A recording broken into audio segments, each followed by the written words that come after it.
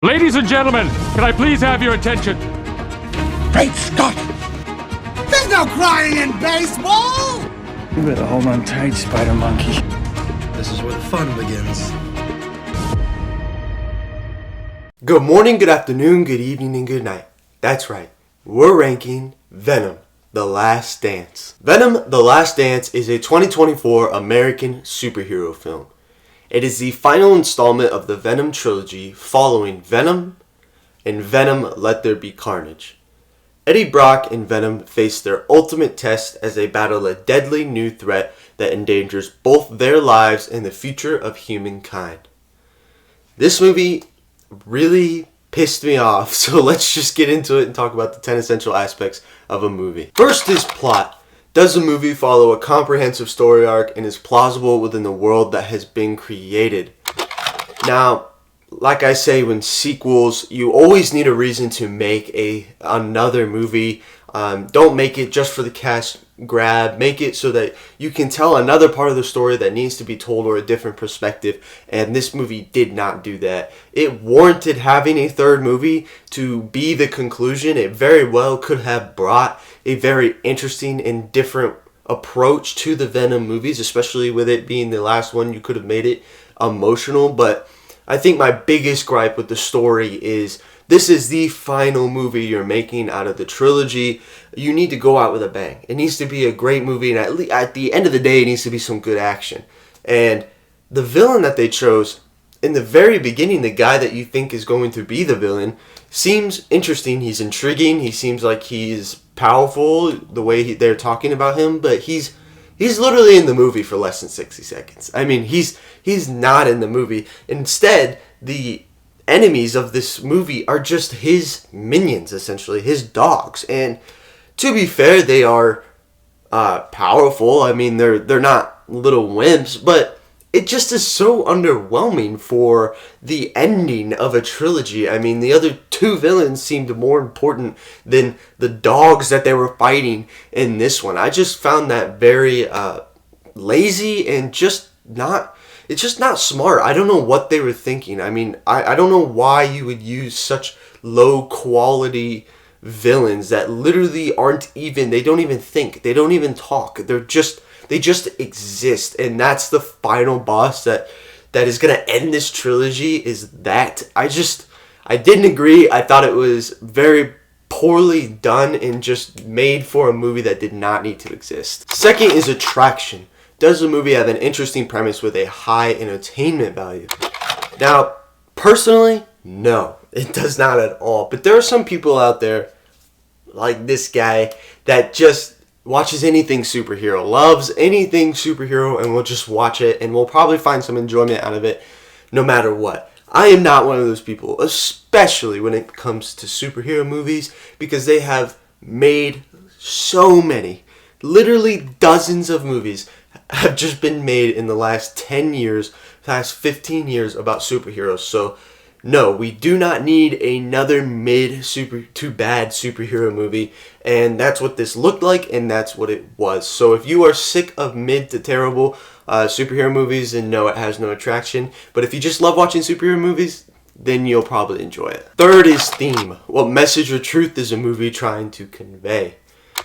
Now, this movie, all the Venom movies have somewhat of an overarching theme, and I would say it's about partnership. It's about Venom and Eddie needing each other and growing throughout the movies to need each other more, and just about what you can accomplish with a partnership. That kind of seems like the theme or message. There might be something else in there, but honestly, sometimes it's hard to pick out when you're not enjoying watching the movie. Fourth is dialogue. Is there a real feel to the conversation?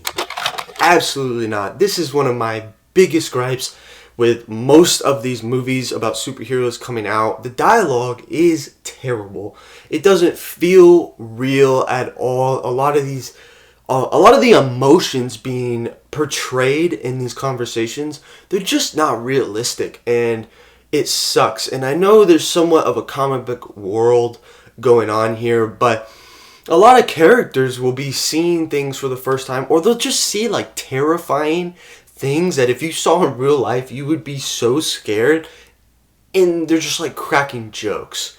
And it really is off-putting. It doesn't make sense. It doesn't feel real in any sort of way, which I don't think you need it to feel real, but you have to cement it in some sort of reality to really get some emotion out of me, which is something that this movie was trying to do, being the last one.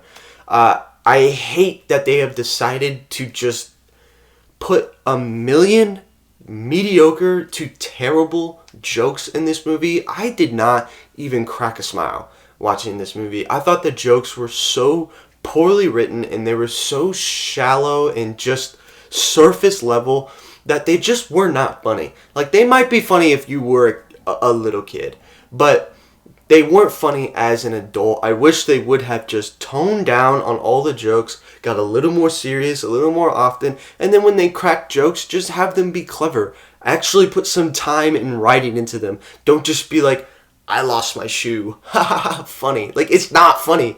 And there's just a million jokes like that. I just did not like it. The dialogue is something that just ruins these kind of movies. Fifth is acting. Are the characters convincing? Now, this is a hard thing to say because I just don't want to say that the actors aren't good at acting when they have a bad story and bad dialogue to get through.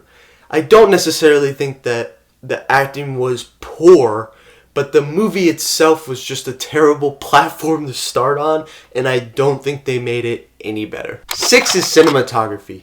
Is there a creative use of lighting, setting, and wardrobe to convey emotion? Now, this is one of the only parts that I can really give it credit for. The Venom himself has always looked cool. Now, unfortunately, you have to bring something new. And of course, Venom has looked like Venom for the previous 2 movies. I will say they did try to do something by having him become all of these different animals throughout the movie. That's cool. I can enjoy the creativity there to try to just do a little something, give you a little something different to look at. They also had several different other symbiotes in this movie. I thought they looked cool. It was cool to see them. I wish they played a little bit of a bigger role. I wish they were in the movie more so I could have seen them more and it would have been interesting. But I'll give them credit that that stuff was interesting. At the least it was fun to look at. Now, everywhere else, scenically, nothing to look at. There's nothing that cool. There's no wardrobe or lighting or cool cinematic shots. It's all very plain and very normal. Emotion-wise, now this movie had huge potential to be emotional. This is where they could have really made this movie somewhat serious, and it would have been nice. It would have been cool to have this relationship that's developed all this time, and then you come down towards the end on how you're going to end it, and it should be something that should be emotional because you spent all this time with these characters. Unfortunately, the execution made it so it wasn't emotional for me at all. I think some people are just prone to being emotional, so they'll probably just be emotional because the scene is somewhat sad. I thought the execution was just terrible, so I didn't feel any emotion. I can't really give him any credit in that aspect. I just thought the execution was not serious enough throughout the entire movie for me to all of a sudden feel serious and have some emotion about these characters at the end. 7th is editing, and this is all about the pace of the movie. The movie is an hour and 49 minutes. I will always want movies I don't like to be shorter, but honestly, I can't gripe about this time. I think it was a decent amount of time to tell the story that they were trying to tell. 8th is soundtrack. There is nothing to remember about this soundtrack at all. 9th is directing. Now, I feel the directors in charge of the previous 8 aspects. They're the ones that have to put it all together, give it their stamp of approval, and make a good movie. Now, the director of this movie is Kelly Marcel, and this is actually her first time directing a movie, which blows my mind. On the end of a trilogy of movies that's supposed to be, you would imagine the best one is the one that's going to have the most tension and emotion and action. It should be. It's the grand finale. And you give somebody who's never directed a movie before this movie. I just don't understand how that is smart, why you would do that. You can tell a movie has problems when not every movie in the trilogy is directed by the same person. That usually comes with its own problems. It usually means that whoever directed the previous movies did not see enough value to keep on directing. That's never a good thing. But as far as Kelly Marcel goes, I'm going to give her some leniency here. I don't really know who she is as a director. I don't think she has a ton of control in movies like this. I feel like, especially with your first movie, that you were being pushed in certain directions. I just don't think she really got to, portray who she is as a director. But I would like to see what else she does. You also make a lot of mistakes on your first directing movie. I mean, some people hit it out of the park. I don't expect everybody to hit it out of the park the first time they direct a movie. So I would just be interested to see what else she does before I make an opinion on her as a director. 10th is Time. Will it stand the test of time? No. Not at all. I mean, it is just a very forgettable movie for me. The only reason it might be remembered is because it's part of a trilogy. And there are some people, like this guy, that they like Spider-Man, they like Venom, they like anybody superhero, and they'll remember all of it because they watch it all. I am not one of those people. I require a certain amount of quality, even on the things that I really, really love. Like, I really enjoy Batman, but you can't just give me any Batman and I'll be happy with it. It has to have quality. You've got to really put time into it. That's something that makes me the most upset about this movie, is that you have a character that is interesting and you could have made great, but instead I feel they went very shallow and ruined it. So no, I do not think this will stand the test of time. Now for the review section. Rotten Tomatoes critics gives it a 41, the audience gives it an 81, and IMDb gives it a 62. Probably one of the bigger ranges that is so evenly spread out that I've seen. I think if I can't go as low as 41. I do think there's some production value here, and they did try to do some things. They just kind of fell flat on their face, but there are some redeemable aspects to this movie, so I really can't go as low as 41. It is definitely not an 81. I think that is all the superhero people who just don't care what movies they watch. As long as it's a superhero movie, they'll be entertained. I am much more in the 62 area, maybe even 50s. I think 62 is fine. It is just not that great of a movie. There's not much to redeem it other than the fact that it has other movies to help. It has a world to help. It has some visuals that are interesting, but for the most part, there's just not a whole lot to like. Lastly, for the rankings. For the year of 2024, out of 21 total movies, on the entertainment side, I have it 17th, just below It Ends With Us, and above Borderlands. Now, I have it below It Ends With Us. I mean, it's in the section of movies I will never watch again. I would never choose to watch this movie again. It Ends With Us, I would watch it over Venom just for the fact that I had several parts of that movie that I was somewhat interested in the relationship, in the plot. I thought it was somewhat interesting. Venom, pretty much none of it. I was really interested at all. Maybe the ending just to kind of figure out what they were going to do with it, but honestly, there's just not many parts I would ever want to rewatch it for. I've got it above Borderlands because Borderlands and Venom, honestly, they were very similar in my mind as far as quality. The only reason I would watch Venom over Borderlands is the fact that I just enjoy Venom as a character better than anybody in Borderlands. Now, Borderlands has some interesting, story to it as far as the video game goes, but they just didn't bring any of that to the movie, so there's nothing interesting in Borderlands. And Venom, there's nothing really that interesting, but Venom is at least somewhat of an interesting character to watch. Now, cinematically, out of 21 total movies, it is going to be 15th, just below Twisters and above The Ministry of Ungentlemanly Warfare. Now, I have it below Twisters for the fact that Twisters didn't really have any problems. I didn't have anything to gripe about with Twisters. It just didn't do anything great either. So I feel it represents cinema as an art better because there's just nothing to gripe about. I have a couple things to gripe about with Venom. Honestly, wasn't that hard of a decision. Now, for it being above The Ministry of Ungentlemanly Warfare, I just feel that Venom was trying to do something emotionally. Now, whether it actually worked or not just depends on the person. But personally, it didn't do anything, but I can appreciate that they were trying. They were trying to make the movie a little deeper than just a surface level movie. Where the Ministry of Ungentlemanly Warfare, it wasn't doing that at all. It was just a movie to put in and watch for just some random goofy action, if that's what you want to watch. And I just don't feel like that represents cinema as well as an art form, because Venom was actually trying to get some sort of emotion out of you. Now, for the decade of the 2020s, out of 23 total movies, it's going to be 18th on the entertainment side, just below It Ends With Us and above Borderlands. It's there for the exact same reasons as before. Now, out of 23 total movies on the cinematic side, it's going to be 16th, just below Twisters and above Ministry of Ungentlemanly Warfare. Now, it's there for the exact same reasons as before.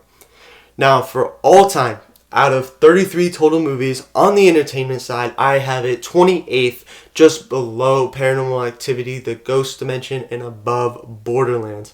Now, I've got it below Paranormal Activity. Again, I wouldn't watch that movie again, but if I had to, I do remember that there were, I think, one scene, maybe two scenes that did give me little goosebumps, that had my hair stand up. I just enjoyed it a little bit more. There was a scene I at least remember enjoying. There's none of that in Venom. There's not one scene that I really enjoyed. I just would never care to watch that movie again, and it didn't bring much to me to want to recall it. It's above Borderlands for the exact same reasons as it was before. Now, all time on the cinematic side, out of 33 total movies, it is going to be 25th, just below Christine and above the Ministry of Ungentlemanly Warfare. Now, I have it below Christine for the fact that Christine had some redeemable aspects in as far as character development. I thought the main character did go through an interesting change throughout the entire movie. I think that character study is just a little more in-depth and interesting than what Venom goes through. I really don't think there's much character development in that movie at all. And if it is done, it's done fairly poorly. I think Christine had some really interesting practical effects. I don't think Venom brought anything new or interesting to the table for me to notice. I mean, the CGI was just CGI. The Venoms were cool, but I just feel that Christine has a little bit of a classier approach to making movies, where it just has some interesting aspects to it that I don't find any of those interesting aspects in Venom. Of course, you can always agree with that or disagree with that, but when it comes down to some of the bottom tiers of this list, I'm really, I'm got the microscope out looking for reasons why I would choose one over the other. And if you disagree, I wouldn't blame you. If you wanted to put it above, I could see where you might value some things over others, but if I'm just looking at it as an art form, I do feel that Christine was going for something that was just better than Venom: The Last Dance. Now, that's all I've got for Venom. I'm going a little hard on it, but that's just because I just think that character has a lot of potential. I thought the fact that Venom has to, be with this, he has to be with Eddie, he has to be with a human, he depends on him, and eventually Eddie depends on Venom. I just think you had a lot of potential there for real serious emotional storytelling, along with some silliness and some great action. You just had a chance to make some really, really good movies with a really interesting character, and instead I just felt they went really surface level and just mediocre, and it's sad because there's just a lot of potential there, and I feel like they just kind of threw it away to just make some money. Now, if you want to watch somebody who really enjoys superheroes, really enjoyed this movie more than I did, then go check out my best friend, Bosso Movie Reviews. He has his own review on this movie, and he obviously liked it more than I did. He does the exact same thing I do, where he compares it in the same year, decade, and all time. Make sure you comment a movie. I have implemented a new system to where if you want your movie expedited up the list, I have a PayPal link in my description that you can donate any amount of money. It doesn't matter at all, and I will move it up the list. I'm going to come out with an introduction video for the channel in order to explain the rules of this a little bit, but it just gives me an opportunity to grow on this channel and do some more content. And allowing you to maybe watch the reviews that you want sooner. But You don't have to do that. Just comment the movie that you want me to review. I'll put it on the list, and make sure you subscribe so that when I make the video for that movie, you can watch it. But otherwise, I'm Mr. Majoritarian. Stay classy, San Diego.